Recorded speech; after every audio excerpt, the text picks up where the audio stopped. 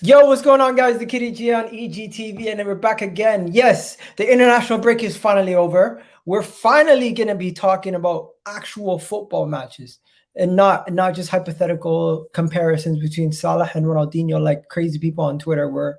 And we're not gonna be comparing Neymar and Ronaldinho and these other comparisons that everyone's doing. So let's not do that today. Today, what we're gonna be talking about is Arsenal. We're gonna be talking about our beloved club. We're gonna be talking about how we're gonna do versus Crystal Palace. Is Patrick Vieira's Crystal Palace better than Arsenal this season? Have they been playing better football than Arsenal this season? Are they going to show that they are a better side than they were under Roy Hodgson this season?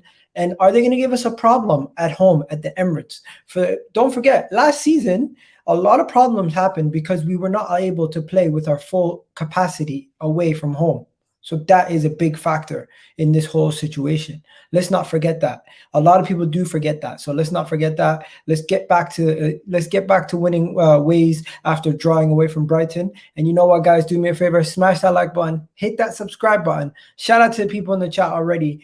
And don't forget, if you can do one favor, hit that like button. Because if you can get this to pass 100 likes for today's video, I got a great panel for you guys. You're going to love it. I'll appreciate that a lot. But yeah, let's get the show started. You already know what it is, the Kitty G on EGTV, and bang.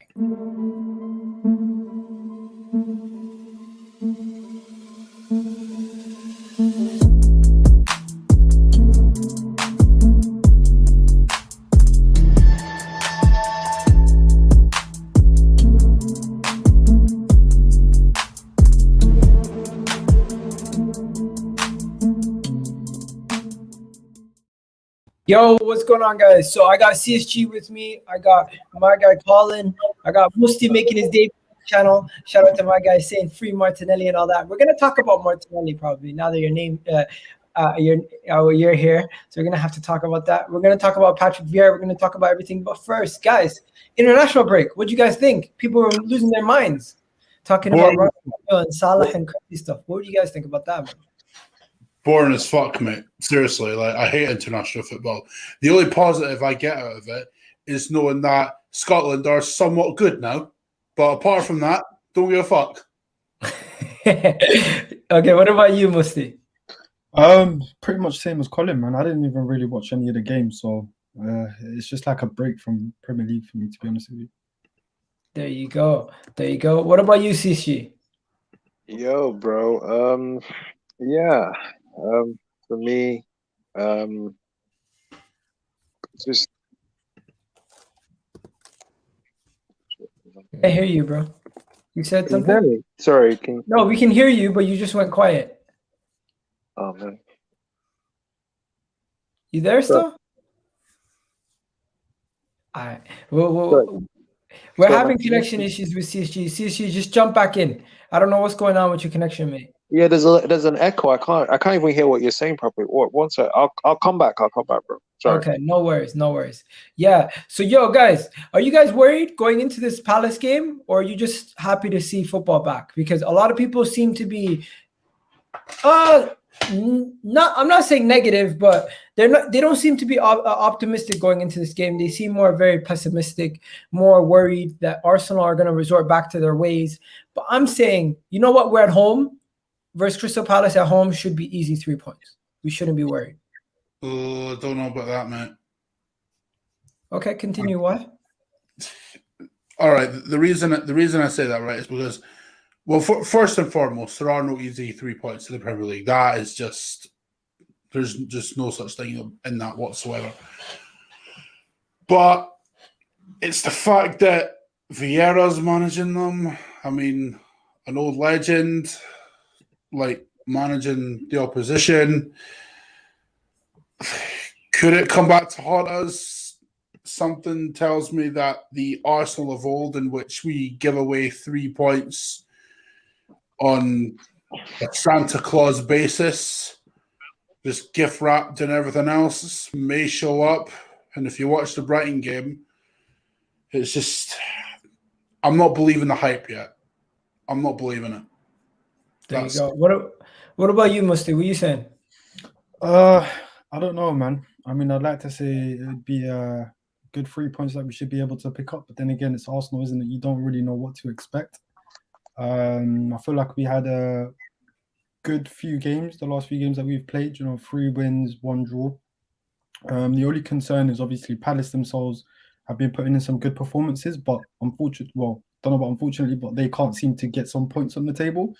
But then obviously here comes Arsenal, and we love giving points out to people who need points. So there's that aspect, I guess. But naturally, I'd expect to win. But the last year or so on the Mikel Arteta, I've realised to not expect much. So Yeah, we're Charity FC. We keep giving out points. My guy, Carefree Lewis here, Chelsea fan, saying Conor Gallagher is going to run rings around you tomorrow. Okay.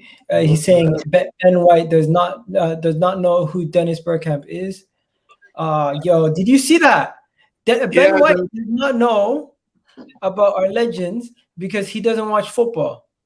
Did you see the interview? Yeah, Do you care? It's normal. People, you can't expect everyone to watch football. If I get where he was coming from, he plays it a lot, so I guess he needs some time away from it in order to focus on other aspects. That's fine. I think people like to make meal out of certain things.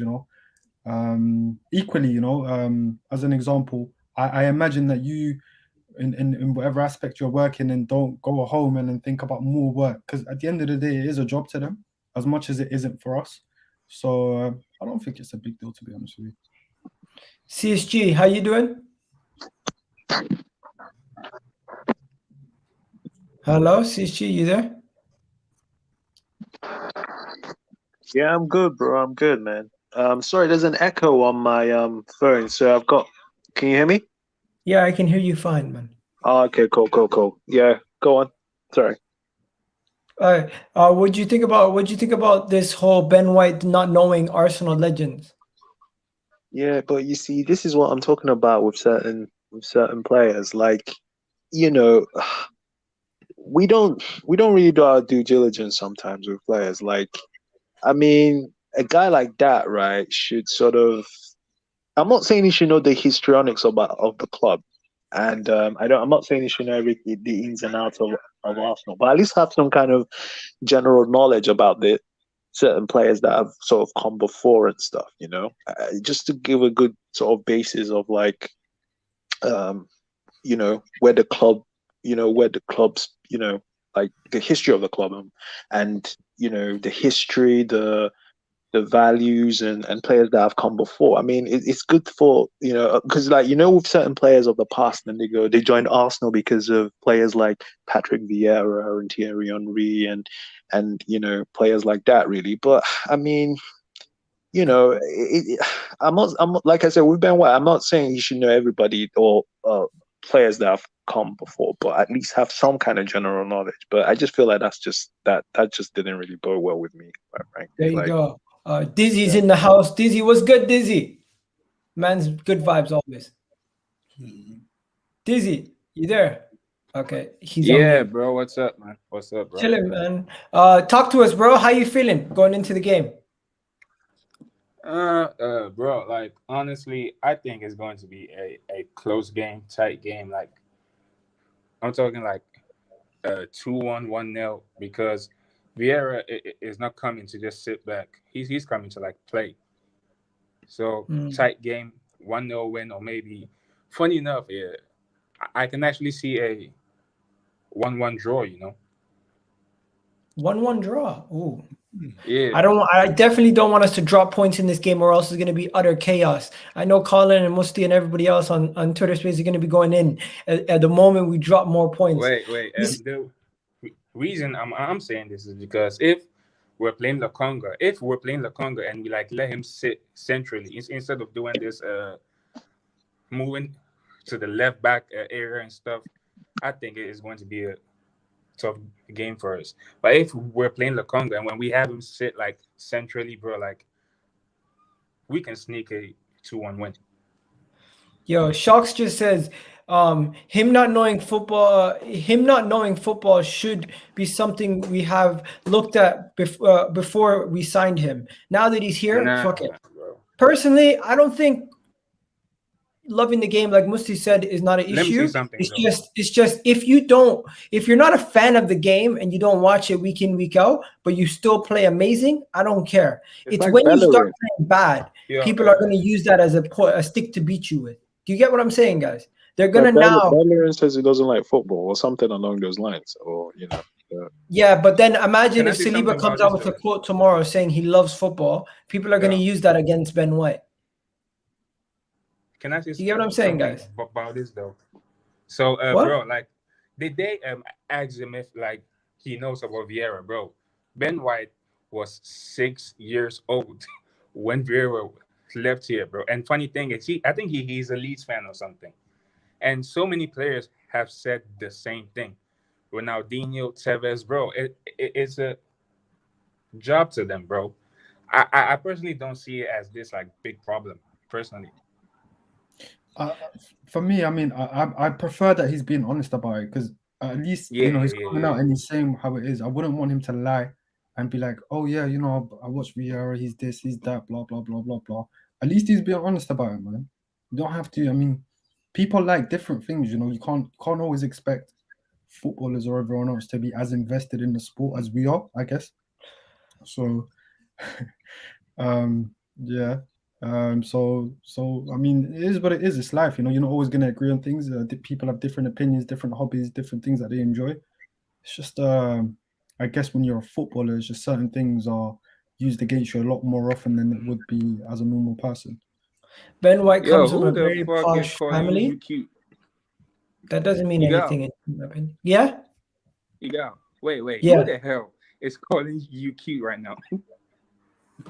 I don't know. Forget it. Bro, you have some explaining to do, bro, because, man, suspect, bro, suspect. Allow him. Let him do his thing. Who cares? Hello, Egal. You're an absolute legend. Thank you. Shout out to the people in the chat. Okay, guys, let's get away from the Ben White conversation. Let's get into the Crystal Palace Arsenal conversation. Now, don't feel like you have to put your hand up. Just if you don't like what someone said, interrupt them right away and tell them what you think. Because at this point, I want to get into a discussion. Is Crystal Palace better at playing football under Patrick Vieira this season than Arsenal have been under Arteta? That is a In question. the last 2 games, yes. In the last 2 bro, games, yes. I'll say so. 50-50 for me. as well. 50-50. 50-50 for me, though. Okay, so what is Because, it? like, Well, they Go played ahead. good in like Oh, 2 wait. games or like 3 games, and like, bro, like they've played 7 games this season. They've looked like good in like 2 of them or like 3 of them, and for the other ones, they've been like like you see me. It's not exactly like they're performing this well. Like Patrick Vieira is killing it. They're just like meh to me, bro. Like meh. all right. So they're just whatever to you. Wait, can I ask you guys, Bro, how many like- games have Palace won? How many games have Palace won this I season? don't think many. the drew One. last Like week, one or Leicester, but something. they were. I know One they win. lost to Spurs. Say it again. No, they beat Spurs, didn't they? Sorry, they Yeah, beat yeah, Spurs. They Yeah, only they have won. one win all season, man. Oh, okay. They only have one win all season. Crystal Palace have been dire this whole season. But yet, today we were having a 2-hour conversation on how Crystal Palace play better football under Patrick Vieira than Arteta plays for Arsenal. Do you feel like that is an accurate statement, I Colin? mean, to answer your question, sorry, Colin. To a degree, because I mean, all right, let's look at our first couple of games then, right? Brentford, awful. Please Chelsea. don't say that anymore. Chelsea, terrible, right? Man City got piped. We had a good game against Tottenham, and we got wins against Norwich and Burnley and a draw against Brighton. But if you look at the majority of those games, the football was atrocious outside of Tottenham, right? Whereas you look at Palace. Now, I'm not saying that they've been blowing teams away, this, that, and the other, right? I'm not saying they're doing amazing. But when you consider the quality of players that they have, they do play better football than us with lesser players. That's a good point. That's the problem right there. when Crystal Palace, who have lesser players, are playing better football than us, that to me is an issue. Like, nah, come on now. Musti, what about you? You think Crystal Palace are playing better football than us? I was just gonna say, I mean, outside of the Tottenham game that they beat them, was it 3-0? Yeah. And the Brighton game, I haven't really seen much of Crystal Palace for me to sit here and say that they play better than us or not. But what I can say is we haven't even turned up for the season. For me, I feel like we're still in pre-season mode because the performances that we've been putting in have all been subpar. The only time that we turned up was against Tottenham. And for me, I feel like it was just because it was Tottenham. And, you know, it was more of a desire who wants it kind of thing. But every other game I've seen, it's just been poor. Norwich, poor. Brighton, poor. Every other game, it's like, it's same old Arsenal. We just think we're going to turn up and think that we're just going to collect the 3 points and be on our way. But, I mean, I don't know. I think in reflection, when you just look at the numbers, I've seen us play well in one game and I've seen them play well in 2 games. So logically, to answer that question, I guess they're playing better football than us at the moment. Okay. What about you, Shocks? Shocks, what are you saying? How you been? Yes, they do play better football than us. I'm not going to sit here and cap. I think so. Shit. Sorry. The original question is, how am I doing? Hey guys, big up the panel in it. Big up the panel. Big up the comment section. Big up everyone, man. I love you lot, man. Fucking good to see man like Aslan up in here, Colin, fucking Musti as well, bro. Thank you for fucking coming through, Rebate, man. Shit. My guy is sitting there in the corner, just coughing his, clearing his throat. I don't even know what the fuck he's doing, bro. Fucking relax. And big up my guy CFD as well. And shout out to all the people that were listening to the Twitter chat earlier. Yeah. So that space was lit. I actually wanted that girl Shy on, man, because she spits, you know. She talks. I like her still. She's got some. No, Shy was doing her business. So but yeah, if I'm gonna be honest with you, man, in that little time that we've seen Vieira come through to Crystal Palace, in the longevity that we've had Arteta in this whole time, yes. For him to come in and implement a style of play, which we can clearly all see is different to how Hodgson has been playing it for the last. Don't forget, Hodgson's remit was always to just stay in the Premier League, like comfortably, like just stay, like get that 40 points and just chill somewhere around about 14th, 15th, 16th, just as long as you're not in the relegation battle with it. Like that's always been what they've done. So they've done that pragmatic football and just chill and sit back. Now they're actually attacking, man. They're coming out. Like you're seeing a style of play in it, whether it works for them and whether it will keep them in the Prem this year. Like I think it will, but only the end of the table at the end of the season will actually be able to depict that in it. However, what we have seen with Arteta in this little time is that he's not playing silky football like that kind of thing. Do you know what I mean? Like whether you like to say it's a style of play, nobody can actually depict whether it's defensive or offensive. Like that to me shows me straight away that whatever the style of play is, it's not fucking convincing because nobody can tell us whether we play defensive or attacking football. Should we be pressing? Should we be shooting? Should we be sitting back? Should we be playing a 3 at the back? Should we be playing 3 in the middle? All of these kind of things. There are so many questions with it. However, I don't care about all of that. We need to be turning over Crystal Palace, bro. And you know what? Our next, how many games we got until the next international break? 4 games, right? We need to win all of them. We need to win all of them. 12 out of 12. That is my expectations. Yo, that's a great point. I'm gonna go on to that right after this, but let me just go to Aslan and Aslan because he hasn't spoken yet. Aslan, yo, what's good, bro? Big up everyone on the panel and everyone on the chat box, man. Hope everyone's shout out to everyone. Egal, do you think they play better football than Arsenal because Vieira have more experience than Arteta? No, because people have said to me today that Crystal Palace play better, more attacking football than Arsenal because of the way that they played in their last game in comparison to how we played against Brighton in our last game. And if you watch them throughout the season, that's why this question was raised. And we had a vote, and a lot of people said, yes. And they weren't even bantering. Like my guy here says, voted yes just for banter, but no, Arsenal still tried to play the ball, in my opinion.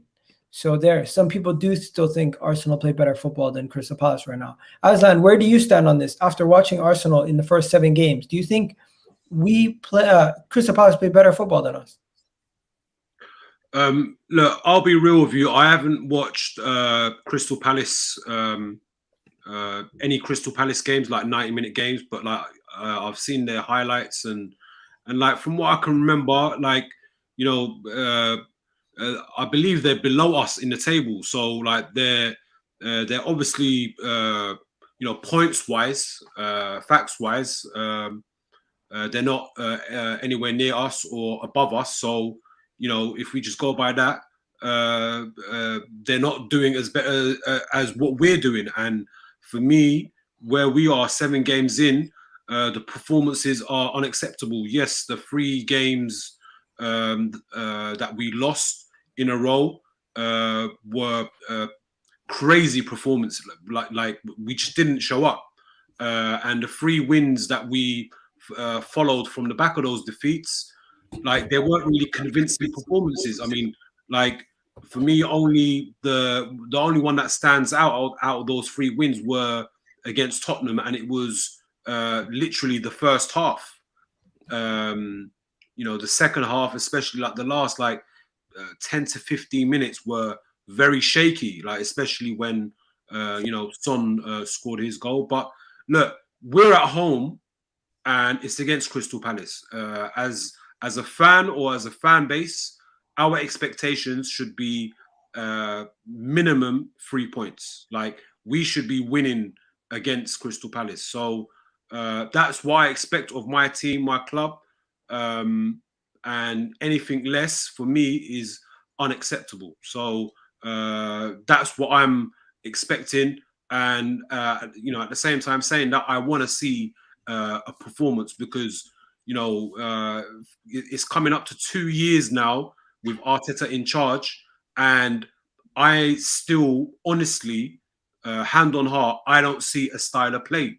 Like we see performances here and there, but at the end of the day, in the Premier League and in professional football, consistency is key. If you win, winning breeds confidence. Confidence going into the next game, you win again, you're building momentum. You build momentum, you start to be consistent, you start to elevate up the table. And obviously, the fans, us fans, we're going to be happy about that, and nothing to complain about. We may nitpick here and there, but winning is what it's all about at the end of the day. So what is it? We're playing on Monday, Monday Night Football. Hopefully, we win. Fingers crossed. Okay, so Shock said something that me and Dizzy have been talking about on the last stream with Aslan also. For the next 4 games, we play Crystal Palace, Aston Villa, Leicester, and Watford. From those 4 games, Shocks, you want 12 out of 12. 12 out of 12. 12 out of 12. Okay, are you expecting that? There's not one team there that we as Arsenal fans, I know you lot will say, oh yeah, be realistic, and Leicester and Villa always and listen, these teams 5 years ago were not a fucking problem. We would have looked at that as easy 12 points. There's not one team that you should be scared of. And that's where it kind of goes back to what Aslan just said as well. Like, regardless of whether Crystal Palace are playing better football than us or we need to win. Like, sometimes you don't have to play the better football to win a game. Like, we all know that. We've seen it. Like, we've seen some of the biggest upsets. Any of these teams at the bottom of this screen right now are not upsets. If we win all of those games there, barring Leicester, I reckon opposition fans will probably say, oh yeah, Arsenal scraped, or that they shouldn't, or like they were lucky to win. None of them teams at the bottom there we should actually be fearing of. I'm sorry, no way. So that's why I say 12 out of 12. There you go. Yeah, no, I agree. I agree with you, bro. And theoretically, we should be beating those teams. But what has happened over the last couple of seasons, especially in the last 2 seasons anyway, is that the dynamics have changed dramatically in the Premier League.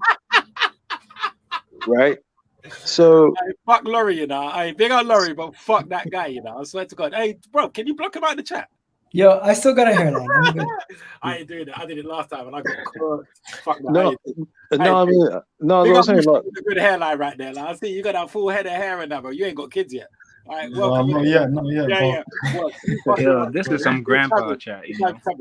Yeah, go ahead, CSG. Sorry, bro, sorry. No, it's cool, bro. It's cool. No, I was saying like those teams are those are all winnable games, right? But what has happened over the last few seasons is like the dynamics have changed, like dramatically. Like these teams, like take Aston Villa last season, they beat us home and away, right? With Grealish. Leicester, another team that, we've lost to Leicester. I mean, we beat them a couple of times as well, but they've beaten us too. So I mean, we beat them more than they beat us. But but and what I'm saying is those games are winnable. But I mean, I can see Crystal Palace coming to the Emirates, right, and causing us a problem on Monday. I can definitely see that.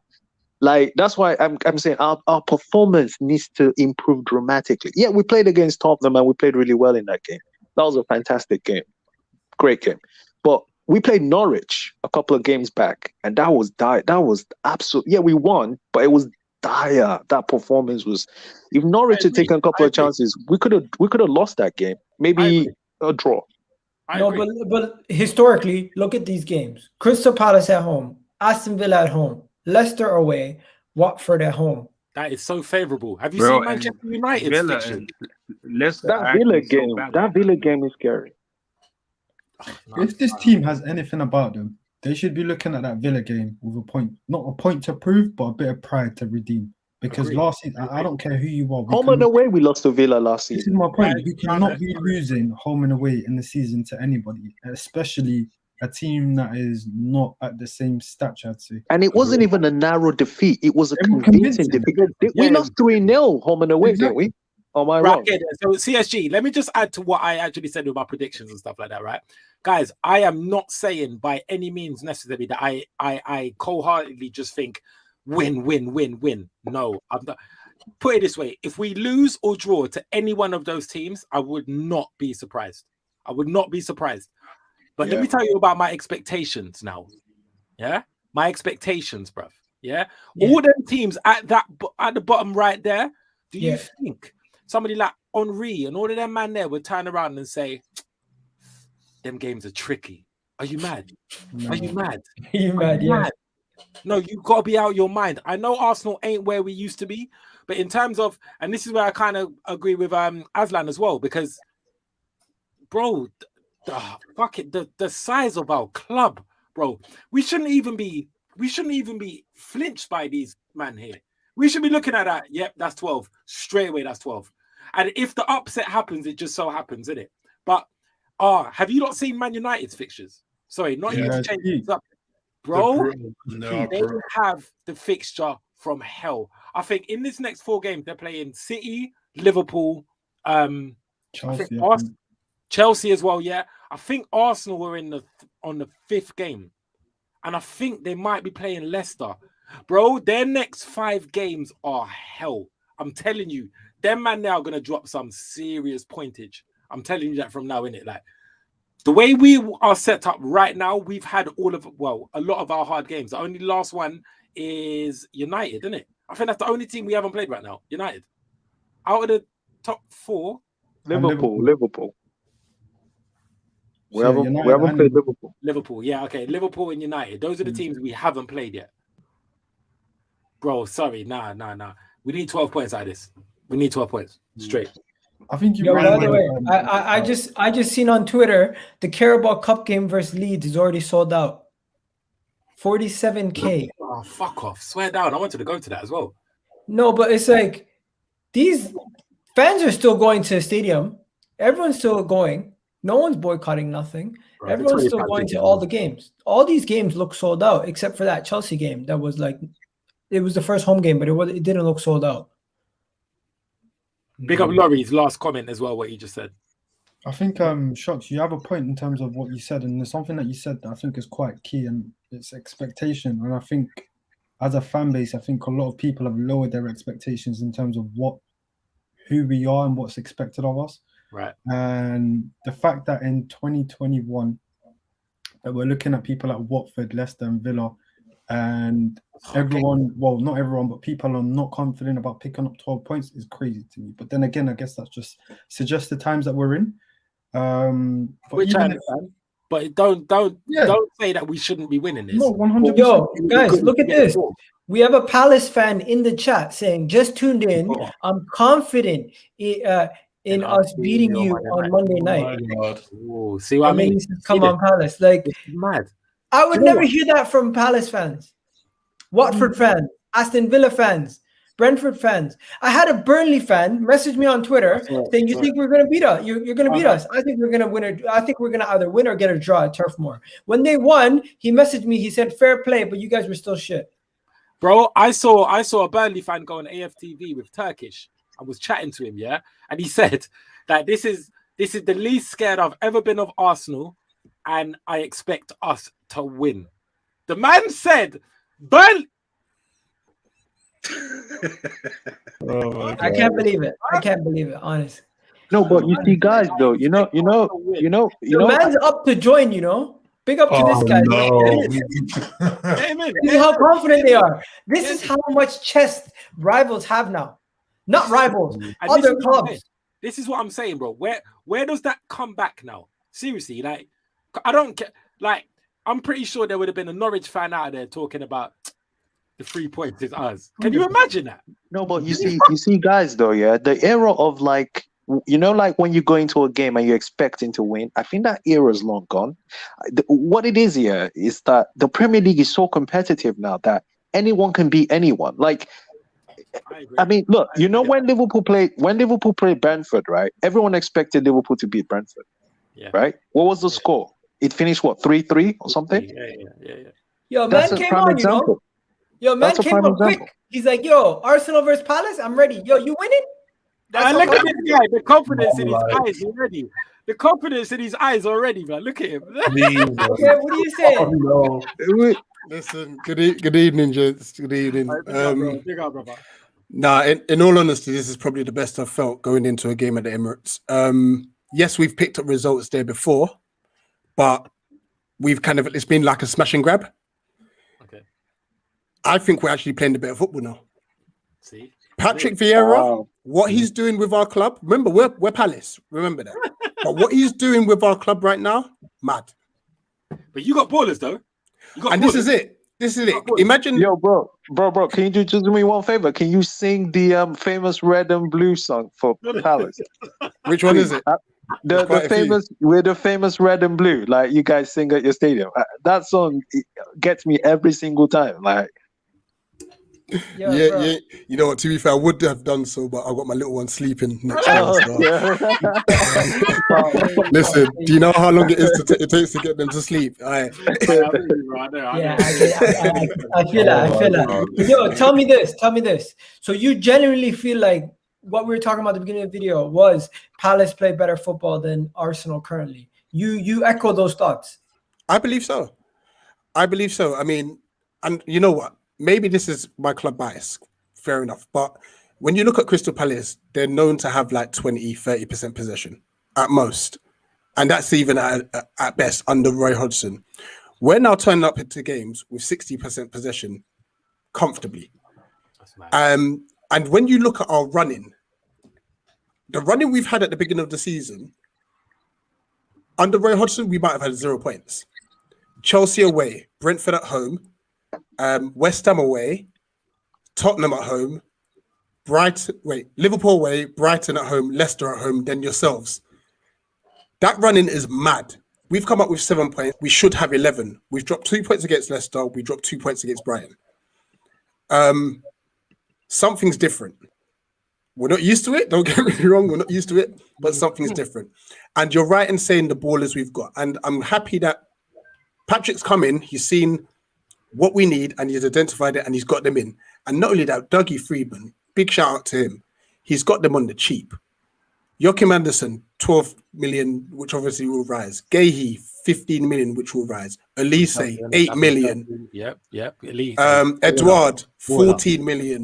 Conor Gallagher on loan.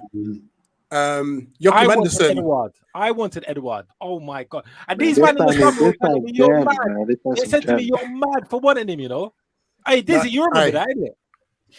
No, he's cold. Bro, I couldn't believe it. Everyone was like, oh, you're mad. I said, what, over a lacquer? and they were like, no, keep like. I was like, Is okay. First game. Is Eze available to play? He's not available for Monday, but he's back training. He'll be, he might make the Newcastle game next week, but I reckon the game after. I'm fucking glad. I'm so What glad. do you think I'm fucking so glad, bro.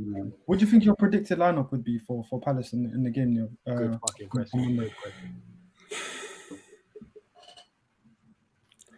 I think he'll go the same back five. So that's Gaeta, Ward, Anderson, Gahey, and Mitchell. And by the way, Mitchell's been superb this season. Let me help you out quickly.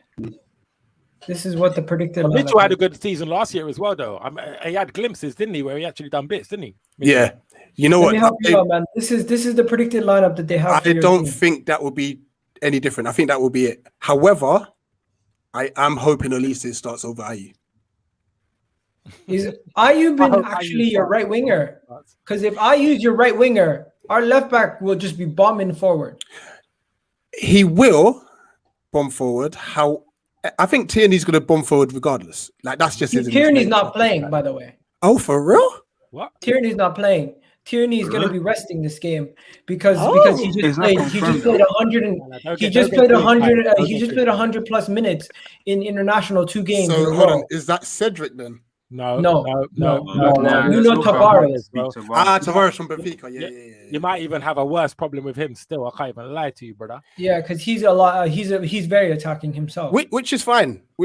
Because I'm sure we'll set up to attack those spaces. Because you know what? Back in the day, we only had Saha to worry about. We've now got a few more options and stuff, and I'm sure we'll be able to identify that. But it'll be an interesting battle, though. I actually don't think Edward would start. I think he'll play Benteke. Yeah, I agree. And the reason why I think that is because of the fact of the game against what game was it when Ben White was getting bullied? Was it against Chelsea or was it? It was a Brentford game. Brentford had a hat up as well. Still, I feel like other clubs are going to be looking at those type of performances and then play players like Benteke and others, even if they might not necessarily be first choice, and then bring on like an Edward with like 40 minutes to go or 30 minutes to go and stuff like that. I think that might be the case because if I'm Patrick Vieira, Patrick knows he's not going to be dominating the game in terms of possession. He knows he's not going to be, he can't be as fluid and as expansive as he would like to be. So I'm pretty sure he's going to come in for a smash and grab. He wants to come in, get the points, and do you know what I mean? Be on his way. Yeah, I'm not sure. I mean, smash and grab is a bit too much because then that would mean that Vieira is telling that team to sit back. And I don't think we're going to do that. No, he won't do that. He won't do that. I don't think they're going to do that, bro. However, I don't want him to be naive to leave too much space in behind. Fact. See, now we've got to get the balance right. I think with Vieira's the guy is one of the best midfielders in history. He knows how weak is midfield.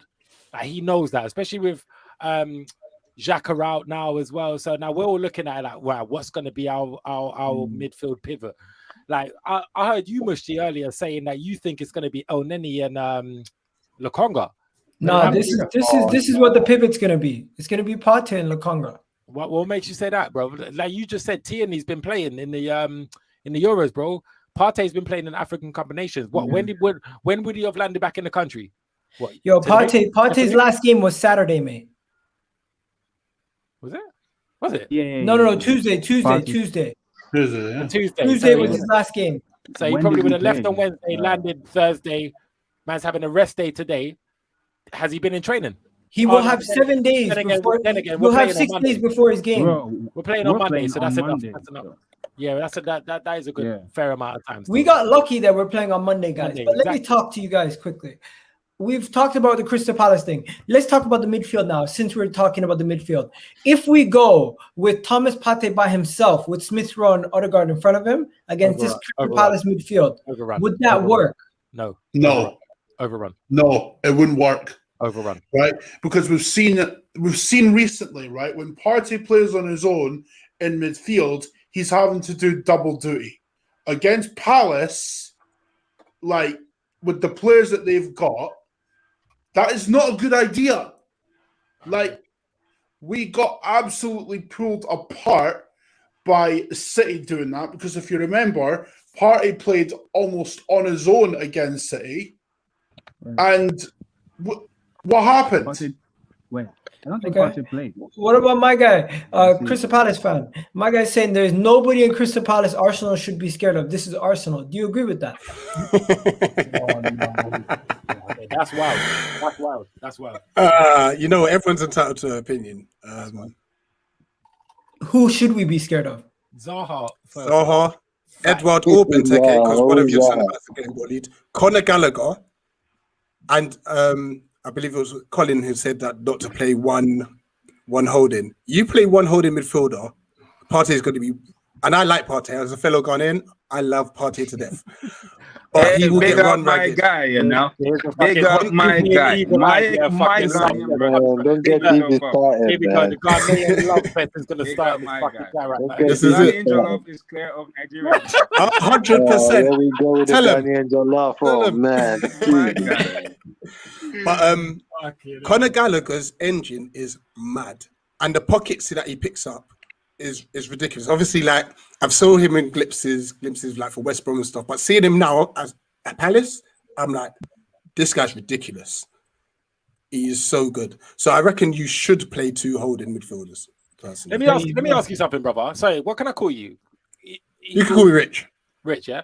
Yeah. Right, Rich, yeah? So, Elise, isn't he actually a CM? Isn't he like centre midfield kind of type guy? But Yeah, you can play in the 10 and you can play wide right. Okay, so if you guys was to do a thing with, would you rather Gallagher in the 10 or on the wings? Because Gallagher can do the wing thing as well, innit? He can, but if I was going to move Gallagher out the 10, I'll put him in the 8. Okay, so you're playing further back.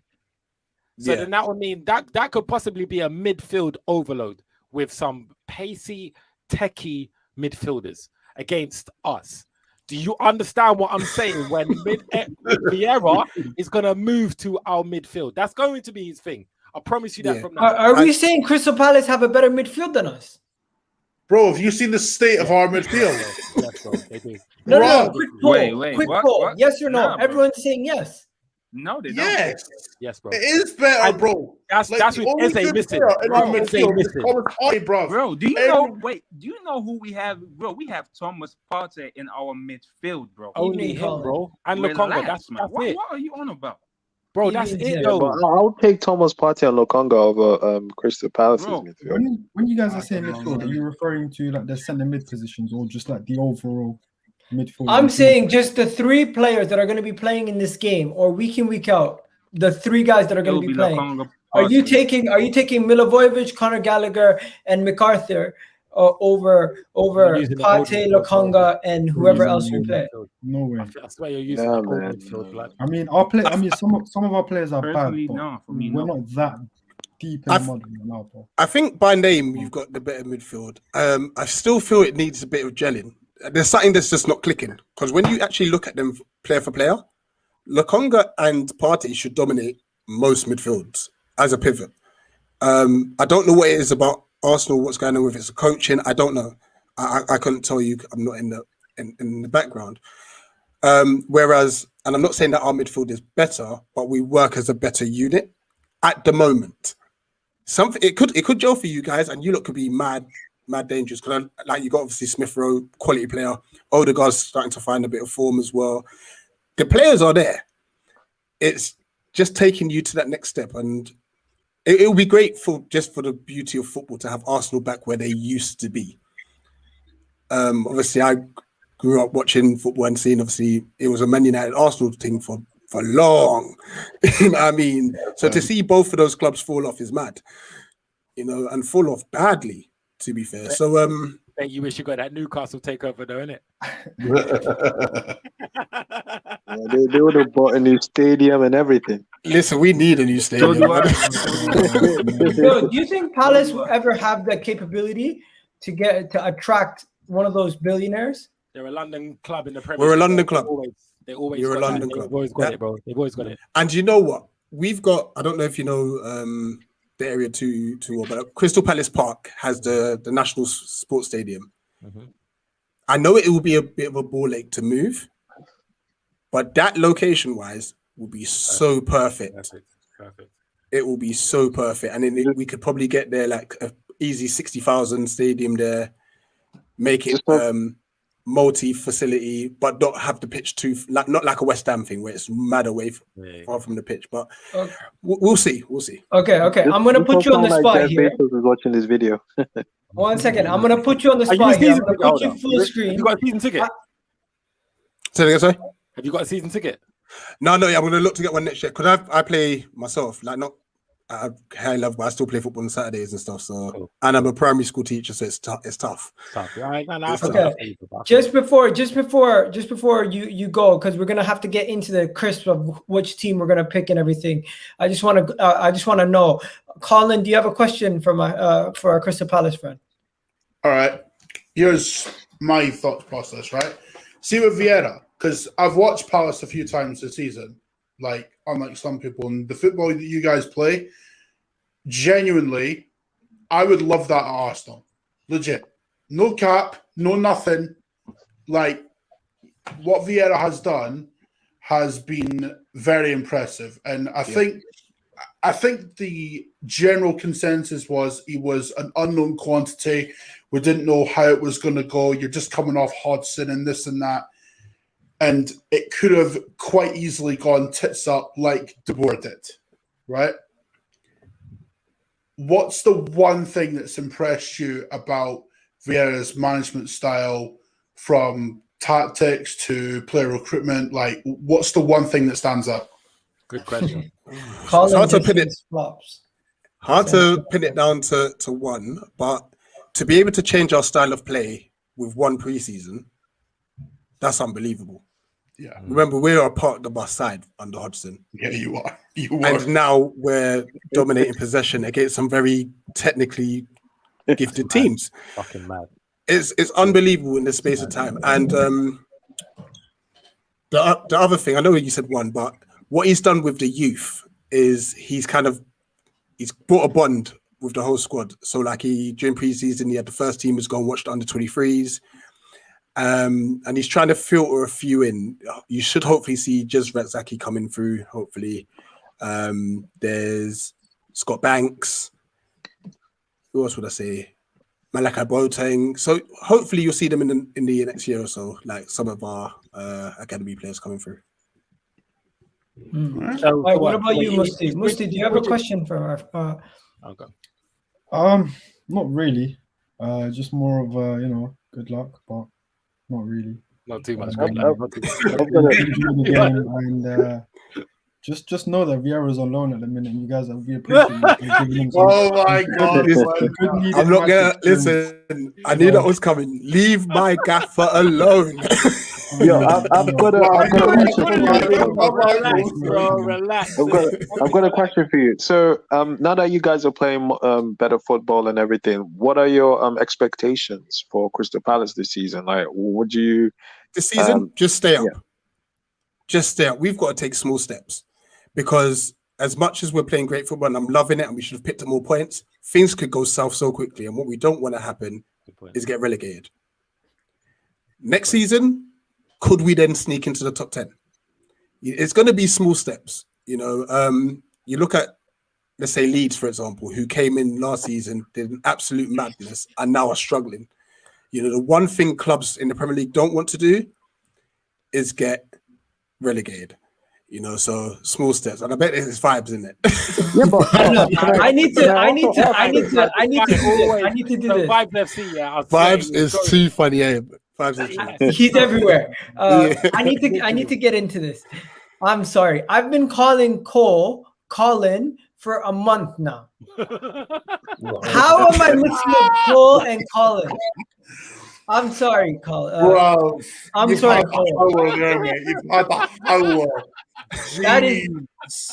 I guess I can't read. I don't know what's going on. How the hell did I get? How did I get an E into an IN? Makes no sense. Aslan, you're next. You're different, bro. What are you talking about? It's completely different. It makes no sense. And then you got Vibes saying Benjamin White doesn't know who Vieira is. You know That's what? true. I knew this was coming up. I knew this was coming. We already spoke about it. You know, I'm just not for gonna that, get just for that, Ben What was that White, last just one for that, say? Ben White needs to be sold. Just for that, he needs to be sold. We need to Oh get my rid of him God. now. Yeah. Get Bro, rid of him. That's an ongoing thing, Vibes. Yeah, I don't know why these man. Even yesterday, man. You know what? I even saying what they was calling me yesterday. Go fuck yourself. Anyway, go on. They were calling you Skechers. Okay. All right. You Oh fucking my- mistake, innit? You're doing No, that. but you yeah? know why they were fucking calling you mistake. Skechers? Because your pictures Yeah, in black and shoe white. in it. Yeah, I know. Shoe. No. You shoe plus your pictures in black and white. So No, that's nothing to. What? Anyway, go on. Hey, man, like listen, Skechers. anyways, Aslan, you're next. Rich. Aslan, do you have a question for Crystal Palace Answer the question.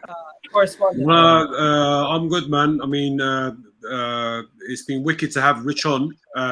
One thing I'd like to suggest, I mean, obviously, it's your channel, Igal. I mean, whatever the outcome come Monday night, if Rich is available for a post-match stream, you know, whether it's on the night or the next day, if he's available, I'd like to see him feature, man. And Monday night after the game, 1 hour after the game, so like maybe around 11 o'clock, I'll be doing a stream. If you want to jump in. I'll put that. That should work. Yeah. That- I know think that- I'll be doing something on my channel as well. So yeah, you got 11 a o'clock channel? should work. That should work. Is Make this sure your you channel bring, in the description? Is that your channel? Eagle Eye Football. That's me. Yeah. I'm gonna subscribe, bro.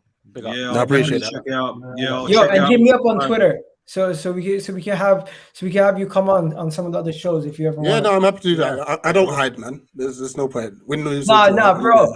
Arsenal fans telling us about hiding, bro. You know, bro. All we I'm know.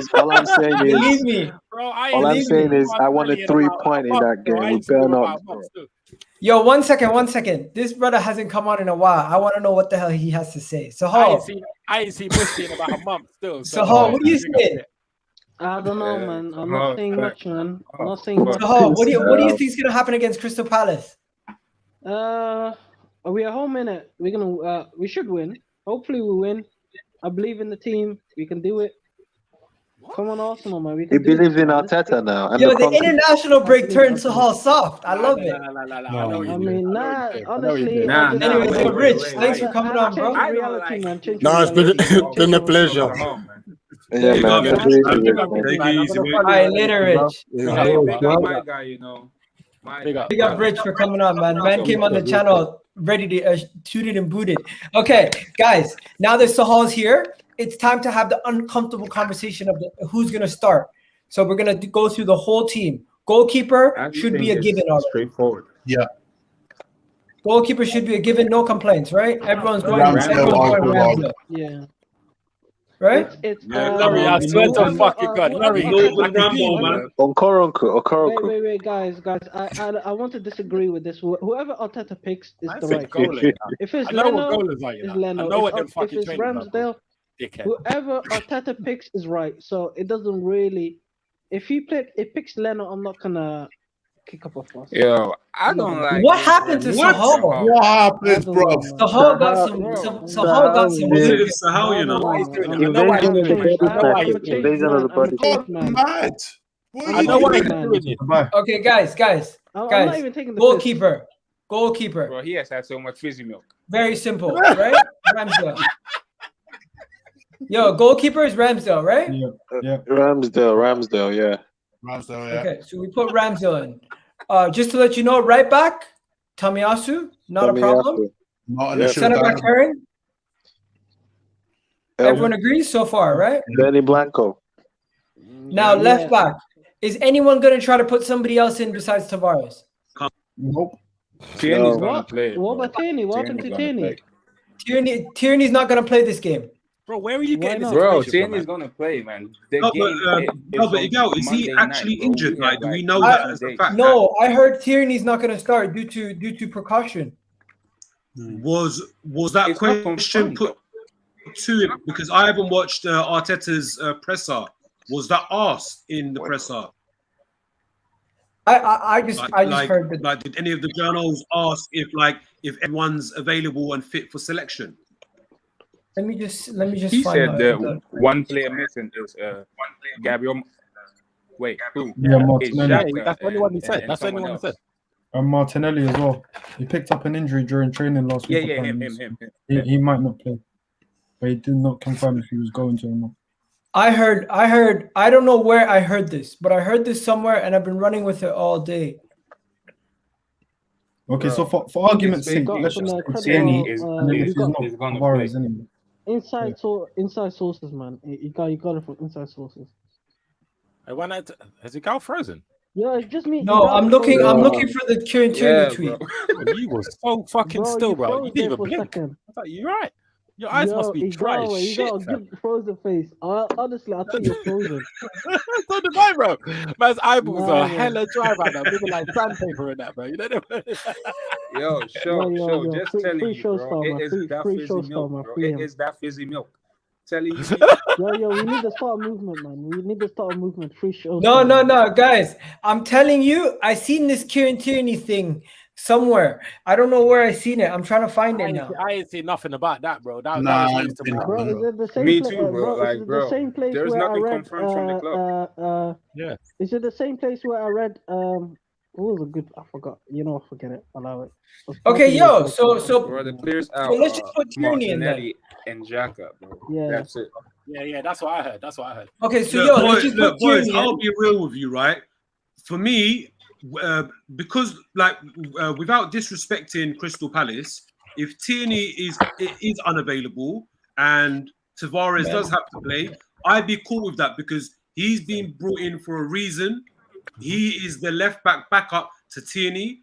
Like, I don't mind that as long as I don't see my guy likes Tavares. right-sided fullback playing out of position on the opposite side.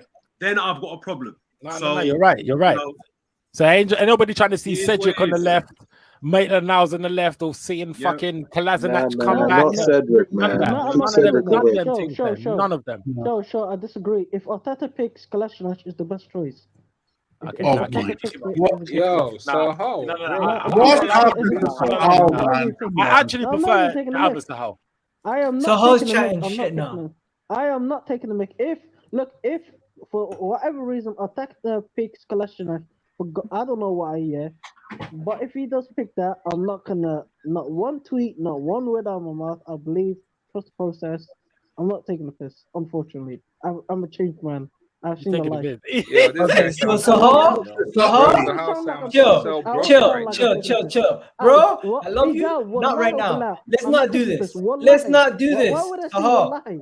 I said wallahi. Wallahi, brother, I'm gonna have to mute you. Relax. Let's not do this. Let's just move on to the midfield. Everybody here, tell me who they're gonna start. Shocks, who you gonna start? Where? Midfield pairing. You know what? I saw someone in obviously speaking in the spaces earlier, and I literally see someone in the comments as well, and they were saying that it probably would be best to do Partey and Maitland-Niles. Do you know what? Do you know? All right, look, yeah, we saw the Partey and Lokonga pivot, yeah, in Brighton, and I can't lie to you, it didn't work, you know. Like we've been crying out for it for the whole season. It didn't work, you know. Reason it didn't why, work. though. You are? Easy. Bro, I'm saying there's a they both reason start? why, because Yeah, we they made both started. One got subbed. Lokonga played the Xhaka role. Yeah. Oh, okay. So Can I say something, guys? Yeah, Go go on. ahead. All right, Yeah, sorry, yeah. just before CSG lands, my midfield pairing, like, comfortably would always be Partey and Lokonga. However, when seeing it in Brighton, something there never clicked. But yeah, go on. Exactly. CSG. What I was gonna say was this: look, we're playing at home, right? So instead of having an extra defensive midfielder, I would want more creativity. So what I'll probably do is I'll go with Partey, right, and I'll put Odegaard to play next to him, then play Emil Smith-Rowe in the number 10. So you can have that extra, and then obviously on the left, I'll play. Please don't say Pepe, bro. Please. No. Don't. No. Pepe's Bro, not getting into the team right now. CSG, for now, just keep it to your midfield. What would you do for your midfield pairing? Okay, well, I'll play Odegaard next to Partey just to give extra creativity. Like, I just feel like if you're playing at home, you don't need to be too So are you defensive. doing this? Yeah.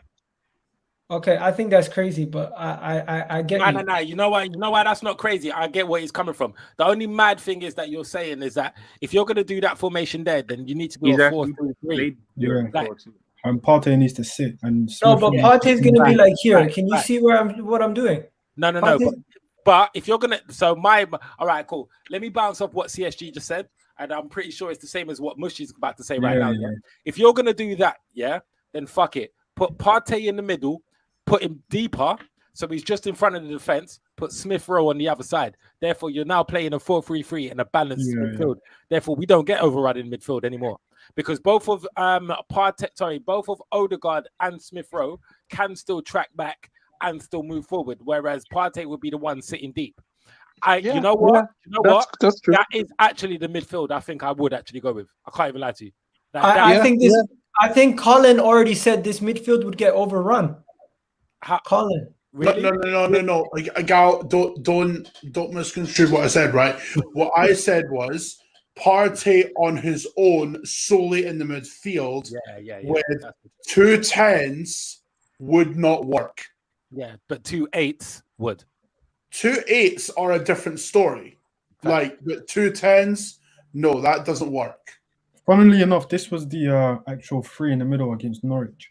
Was it Norwich or Burnley? One of them. It was Burnley. Yeah, but you know when you're playing at home, because something tells me Crystal Palace are gonna come and pack the bus for the most part. I mean, yeah, they'll probably come out to play a bit, but for the most part, because they're waiting, right? We need to be more creative because I just have a feeling that it's gonna be one of those attack against defense, and we're trying to break them down. But in midfield wise, you can't get no more creative than what we have. Well, no, but that's what I'm saying. That's why I'm thinking, we should play a little bit more, have more creativity in the midfield. But anyway, I don't know if that's why I wouldn't play Lokonga. Like, I'll play an extra attacking midfielder instead of Lokonga. But I mean, I don't know. Because in that Brighton game, we struggled with creativity in that game. Like, we couldn't. It was just one of those games that, yeah. The creativity aspect of that game was what let us down in that, but I mean, look, you see with this formation, Arteta has come out on record, this time last year, or was it around the Christmas period, where this is the formation that he wants to implement into our side. And recently it was asked to him again, in this new campaign, would we actually see this formation, this style of play? And he came out on record once again and said, we still don't have enough of the players that we want to actually execute this style of play or choose this formation. So, I mean, I don't know, like, I personally don't see happening. Look, I see what CSG is trying to say. Look, we're at home. And that 3 does look interesting because it has legs. Partey's got an engine. Smith Rowe's got an engine. Odegaard, he does have legs, but he tends to slow things down a little bit. And I guess he tries to slow down the tempo and dictate the play. But I don't know. I just he don't has see legs him more than all our players combined. Yeah, no, don't get me wrong, Dizzy. Like Odegaard, but like Odegaard, like he does run, like like in time, like when the opposition has the ball and like we're on the back foot and they're attacking us, like he does track back. Like, I'm not saying he goes hiding or missing or anything like that, but I don't know. I just feel there's too much youth there in that midfield. Okay, how about this? Since we're going to be playing Crystal Palace and we're going to be going into the game knowing that we're going to have, it's going to be a home game. We're going to have the home advantage. We're going to have possession. We're going to need a little bit of defensive cover and a little bit of creativity. Do you guys think we might go Partey and Lokonga? or do you think that's not a possibility? Yeah, More than bro, likely bro. we're gonna do that. Yeah, That's I what we're can gonna see do. him doing that. Let me say something about this here. So we have like Xhaka is gone for like 3 months. So we have Partey and Lukonga, bro. We need to like start playing them now. Like let them play together, bro. Like from now. So Partey and Lukonga is our best like chance right now. You got the Palace fan here, my guy Rich saying, nice to hear Arsenal fans are concerned about us. Interesting take there.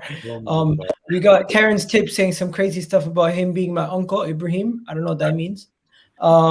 We got Cams in the chat saying big up to the Mandem. Cam doing his my thing. guy, my Saying guy. man like Pablo. Hey, big Why up the hell did we play Pablo. Pablo? Means nothing to the club. They play well for the nation side. Okay, so Cole, I don't know what Cole's talking about right here. I think he's talking about Scotland playing well because I know he's Scottish. But yeah, people, He's talking about are we Partey okay and with Pepe Pepe and Lokonga? Musti, are you okay with Pepe and Lokonga? Partey. Partey and Lokonga. What the hell? Why guys, I'm actually fucked. Like, anyway. We know you, man. Do you know what? Ask Mushti what would actually be his desired midfield. That's so a good for me, it I would know be a little bit similar to what CSG said, because for me, I feel like we need to take the game to them. But knowing Arteta and how he's a regen of Mourinho, he'll probably play Partey and Maitland-Niles. And if he does play a free, I think he might even do a free of Partey, Maitland-Niles. Don't say Nani. Odegaard.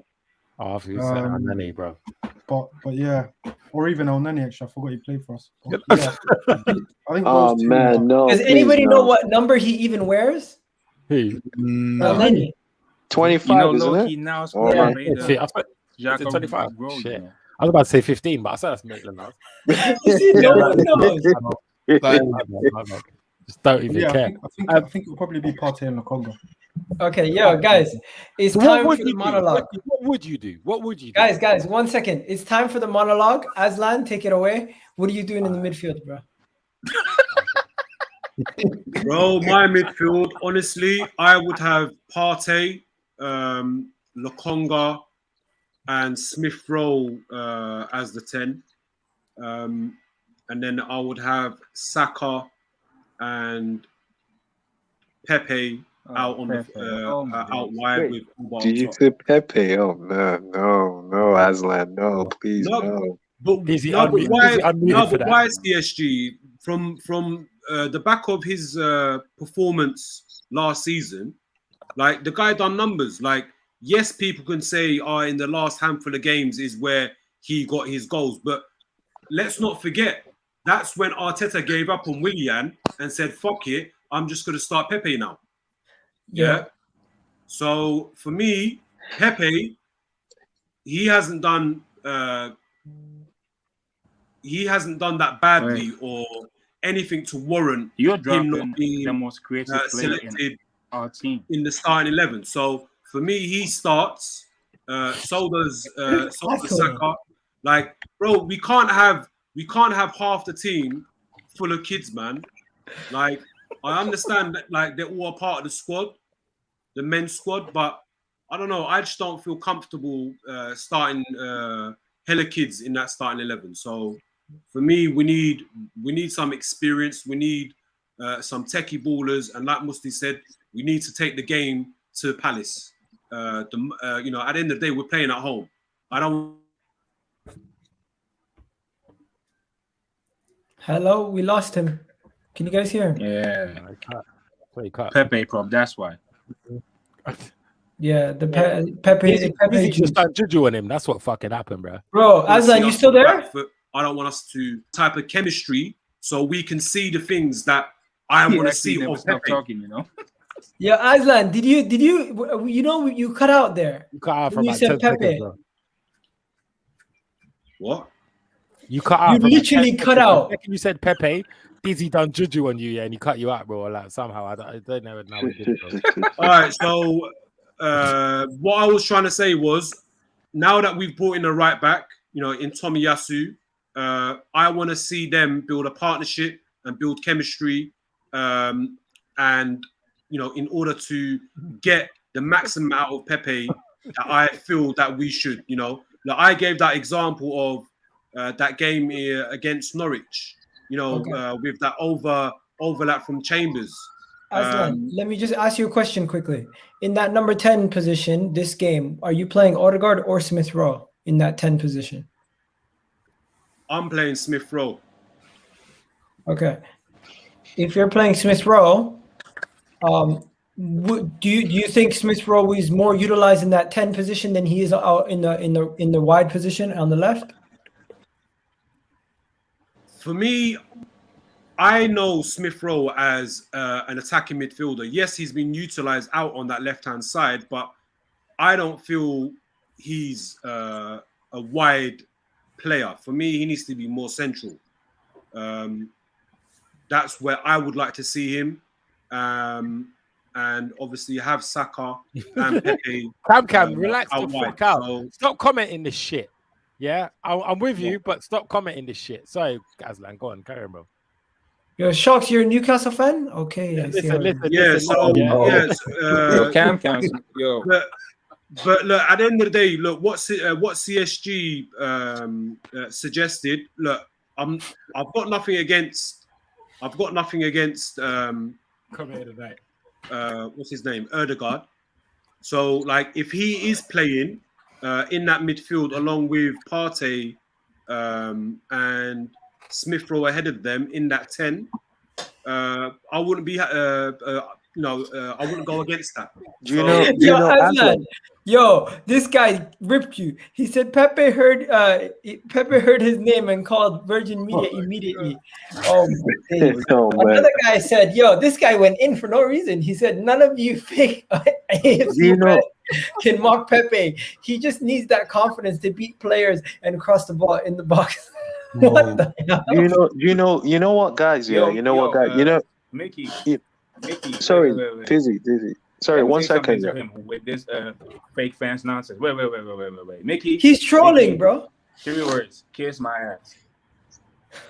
He's trolling. Relax. Well, Aslan. But you know why I feel right. You know why I feel we should play Odegaard next to Partey and then play Emil Smith Rowe ahead is because when we had Santi Cazorla and Ozil at the club, right?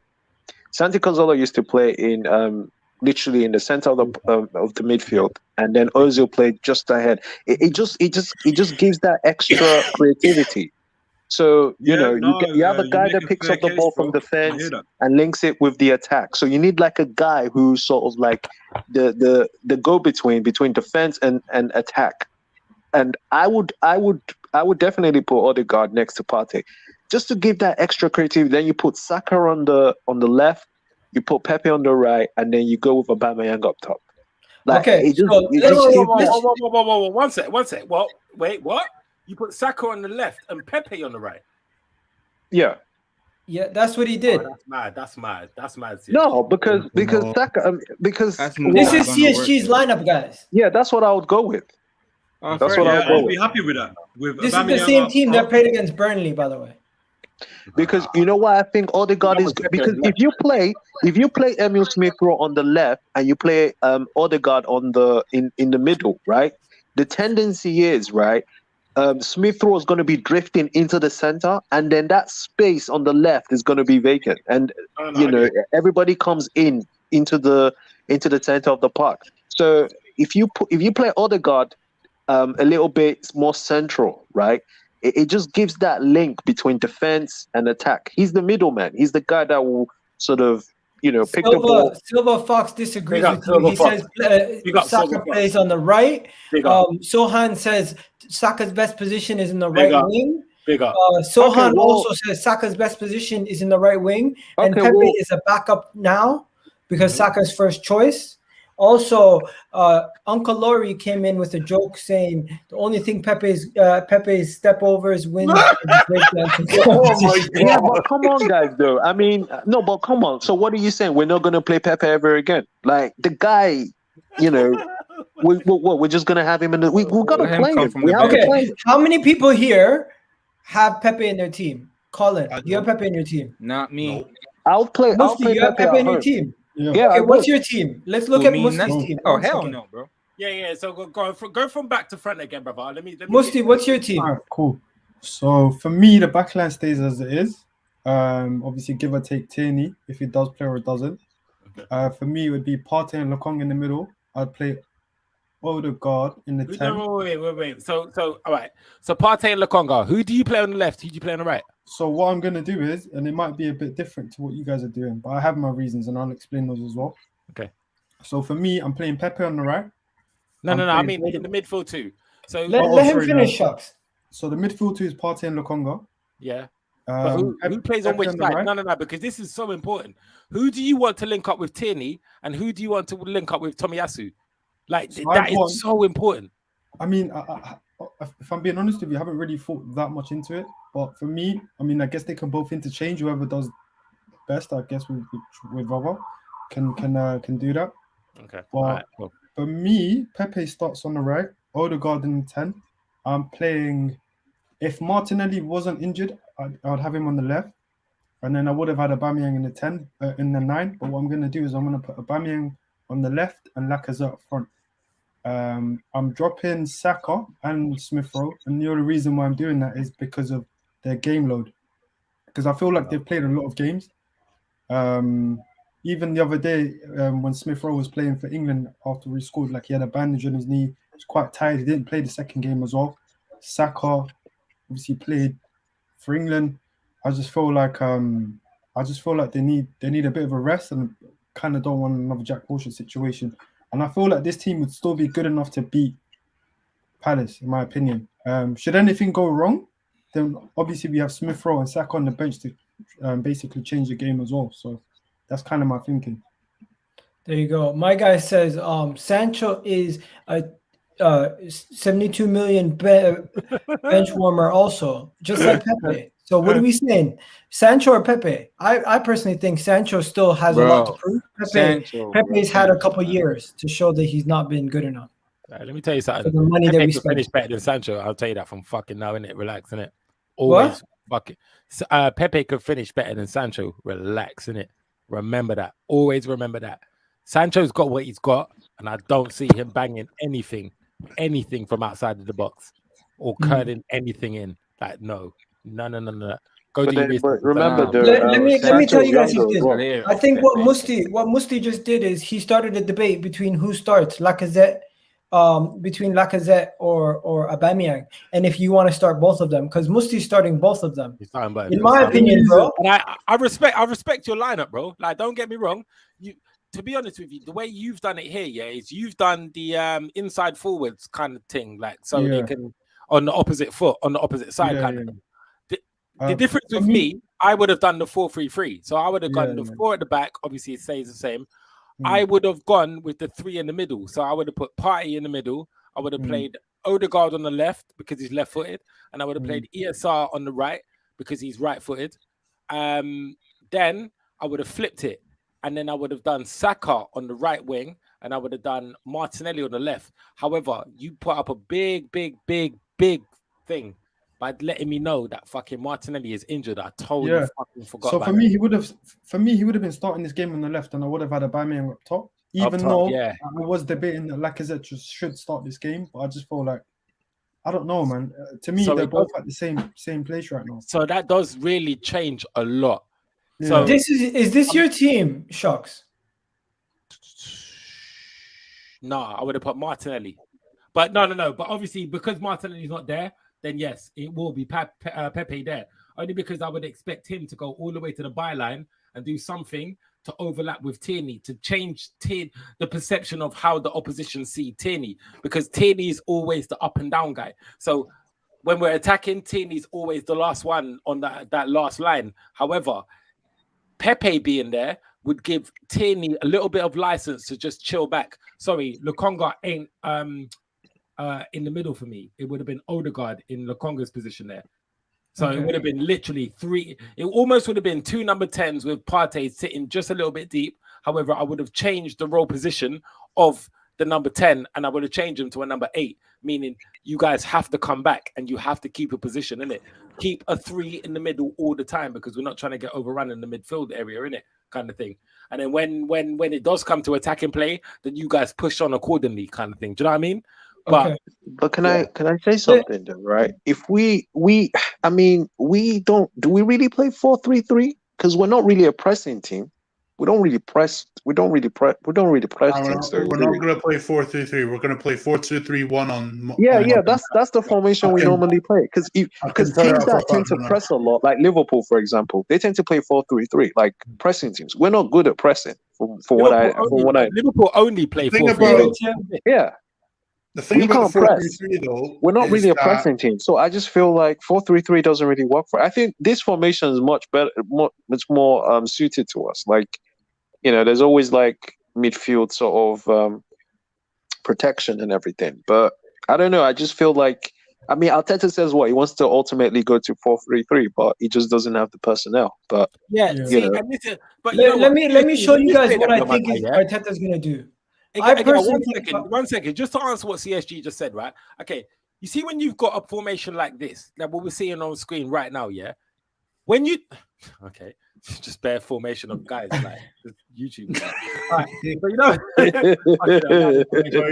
basically, what I was trying to say is like when you do the formation like that, yeah, you literally just give Aubameyang the license of whatever the fuck he wants to do because he's a forward. And you're putting all the onus on everyone behind him.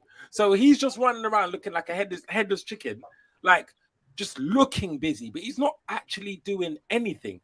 Whereas when you do the 4-3-3 thing, bro, you better be on your job. Like you have to be. And I think that's why it looks like Lacazette does more because he does link up the play and he does still run after, but in mad thing. Guys, I need to piss. 1 second. What? Like, what? Man, just cut it off mid-sentence. Okay, yo. So, Colin, you had your say. I want to ask you guys though: is anybody team Lacazette over Aubameyang right now? Nope. Man. Just go over Aubameyang, man. Because today I was surprised to see in the Twitter space that there was a lot of people that were team Lacazette over Aubameyang, and it seemed like they were adamant that Lacazette offers more and we should play Lacazette over Aubameyang. But everyone here seems to agree. Aubameyang, right? We spent 50 million on link-up play, innit? So obviously I was one of those people saying Lacazette would play this game for me, but I wouldn't say I'm team Lacazette. What I did say was I think both of our strikers are not good enough. Clearly we've scored 5 goals in 7 games or 6 games now, whatever it is, with Aubameyang starting most of those. Which is not acceptable. I'm not gonna lie for a club of our size. So for me, it was just a case of just starting something, just doing something different. Sometimes maybe you just have to do something different to just have a different result essentially. But I would definitely not say Lacazette's better than Aubameyang. But then equally, Aubameyang, I don't know what's wrong with him right now, man. But he needs to buck up his ideas very quick because so the last component to us having a decent season, to be honest with you. Okay, so it seems like the only debate we actually have are 2 positions. The 2 positions are who's gonna play in the Lokonga role and who's gonna play in the Smith role, Thomas Partey. Smith role or Pepe role. So at the moment, is it Smith role or is it Pepe? For you guys, let me know. Bro, it's Smith Rowe, bro. Pepe can sit his ass on the bench. Bro, come on, man. What about you, Colin? Well, the thing with me, right, like I'm more in the line with what Shots was saying, like go 4-3-3 with 2 8s. But in regards to Pepe, bruv, like I don't put so much on him in terms of the price tag, right? Because he can't help how much he's bought for, right? So I'm not going to beat him with that stick.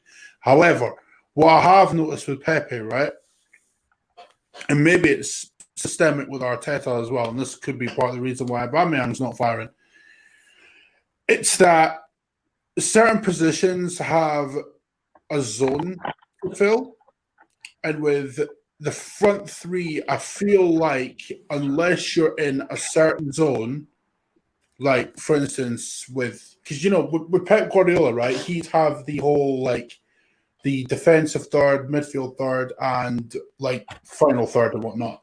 and you don't make an attacking move until you get to that final third. I feel like it's the same with Arteta, granted to a lesser quality level. Like, in the sense that the players generally don't make an attacking threat in the midfield third unless they're in that final third, right? But with Pepe, even when he's in the final third, he slows down a lot of our attacks. Yep. He does. Like, Yeah, he does. No, you're good. It's in plain sight. You don't have to go very far to look for it, but it's there. And it doesn't matter where he plays, whether it's right wing, left wing. If he played 10, which I'd be against first and foremost, or if he played a false 9. Ultimately, we signed the wrong player because we don't know what the fuck we've got with Pepe, and neither does Arteta. Yeah, but can I just say something, Colin? Sorry to interrupt, though, but we can't ostracize him. Like, I get what you're saying. He's frustrating, no doubt about it, right? But the thing about it is, we can't just leave him on the bench and just ostracize him and not play him. Like, I agree. he's very frustrating. He slows down play out. You've made all those points, but I would still play him. And Pepe is the kind of guy that he can just cut in and get a goal. Right. Okay. You know, and he can just do that. If it's not working, then you so glad you just said that. I'll respond to that in the sense that, yes, he can get a goal, right? But the difference is goals can cover up whether someone's had a good performance or not, right? Yeah, because, and Aubameyang does this on a consistent basis as well, right? He'll have an absolute stinker for 90 minutes, but because he pops up with a goal, everyone remembers that. They don't remember the 90 I get that, Colin. I get that. But that's the metric we judge players on to an extent, isn't it? Like, a guy can have a shit game like whole 90 minutes, and in stoppage time of like 5 minutes, he gets 2 goals. But at the end of the day, that's the metric we judge them on. It's the goals. And that's like, why Pepe can have let me cut in real quick, quickly what you said, because Colin, can you close us off on this topic, because I wanna move on. I still have 2 more topics to touch on, and we're almost 2 hours in. Oh, all right, cool. Last thing, yeah. Wow, shit. All right, last thing I just wanted to say that, Colin, that you said that Pepe slows down play. Yeah, I totally agree.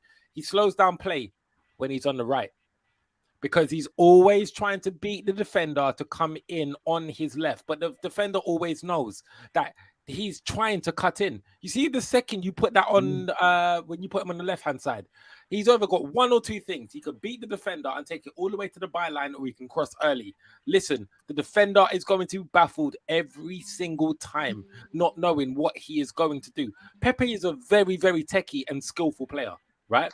If he wanted to sell a man a dream, running along the byline, he's got all the time in the world to do it. Plus, on top of that, he will have Kieran Tierney overlapping or cutting inside as well. So he's always still got an option. I promise you, the only reason he takes so long on the right-hand side is because everybody knows what he is trying to do. He's always trying to buy that little bit of time to cut in, either pass it to someone to then carry on the run, to then shoot into one of the top corners, or just do it straight away from the get-go.